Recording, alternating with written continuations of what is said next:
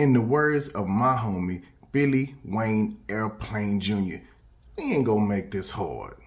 Where there's light, there's no darkness. I'm the light in my hood. Wanna find something till I spark this. It's ministry over business. Ain't got time to figure out no market. Put up to a place that's parking dark. I didn't park. I found target you.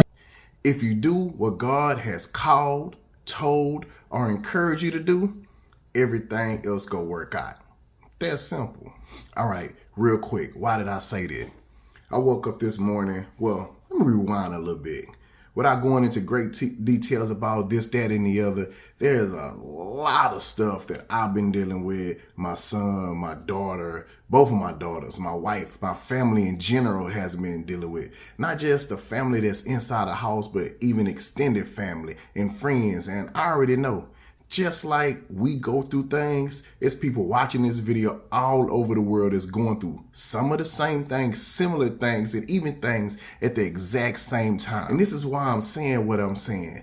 This morning, I wake up just like normal, laying in the bed, watching TV, whatever random thoughts are going through my head. And while I'm laying in the bed, I hear, ah, much louder, more high pitched and shrieky. I wasn't 100% sure if that was coming from the TV or if that was coming from my daughter. So I jump up, I run out the bed, I look to see if there's anything wrong with my daughter. There was a pause, a quick silence, and then my daughter begins to say, "Daddy, I had a nightmare. Bugs were on me and bugs were all over the place. I apologize for screaming. I didn't mean to scream like that."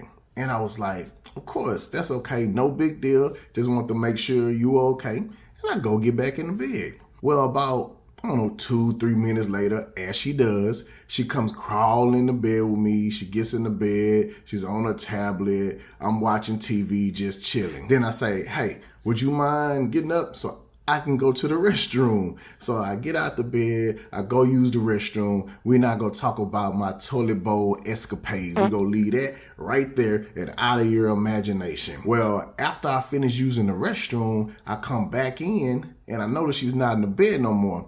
Not abnormal either. I get in the bed, pull up the covers, begin to watch TV again, but I'm hearing loud noise. I'm hearing from the living room that she's playing some music. So I'm still kind of just watching TV. I can't remember if I was scrolling through my phone. What's kind of interesting, in last night we were playing teacher and we hooked up the tablet to the TV. And ever since then, she wants to kind of be on the tablet from the TV. So that's why. So as I'm sitting there, I'm listening to it and I'm hearing it that it's gospel music. And I was like, "Oh, that's cool." She in there listening to some gospel music. And I'm still just kind of sitting there. A couple of minutes later, she's still playing the music. So I said, let me get up and see exactly what she's doing. So I get up and I creep around and I'm looking, because you know how it is with kids. You don't want them to see you seeing them, because then, So I'm looking to see, and she's in there worshiping. And I'm like, man, let me go in there with her. So I'm there, I sit down on the couch and I begin to worship with her. And as I begin to worship, the spirit that's already in me begins to manifest in my flesh. What I mean is I begin to cry. And I was just kind of thinking about the things that's been going on in my life, how heavy the situation is, the frustration, the anger, the pain. And I'm sitting here like, wow, my daughter early in the morning is in the living room worshiping. This is what I should be doing. So nevertheless, I'm in there worshiping. We're just in there singing the song, and after the song goes off, interfere or intervene at all with whatever God is or isn't doing. So I don't ask no questions. So after the song goes off, then she goes to her Bible app. And she clicks on her Bible app and they have these different stories and different things. If you have the Bible app, you know what I mean. If not, go check it out. It has these different stories, and I guess she already had one picked out. So she clicks on whatever it is that she's going to, and it goes to a short story and it reads the story. And after it reads the story, it goes to a scripture and it reads the scripture, and it goes to another scripture and it reads the scripture. And then after that finish, she immediately goes into praying. So just in about, she went from worshiping to reading the word to now praying.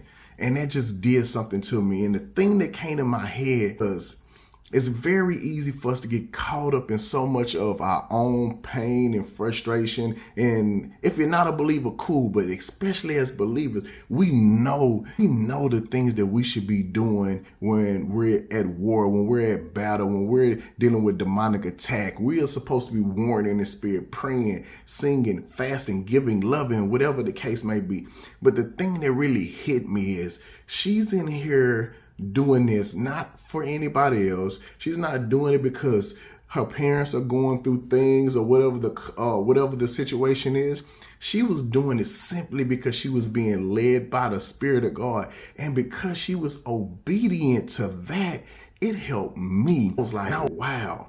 It's not so much about can you hear God, or is that his voice, and trying to figure out and be so specific and super spiritual and using all these $1 million, $1,000 words, apology, apologetic, exegetical, and all of that kind of stuff. It really simply comes down to, if God is telling you to do something, do it, and it'll be enough. She was simply doing what God told her to do, and it was enough. God bless y'all.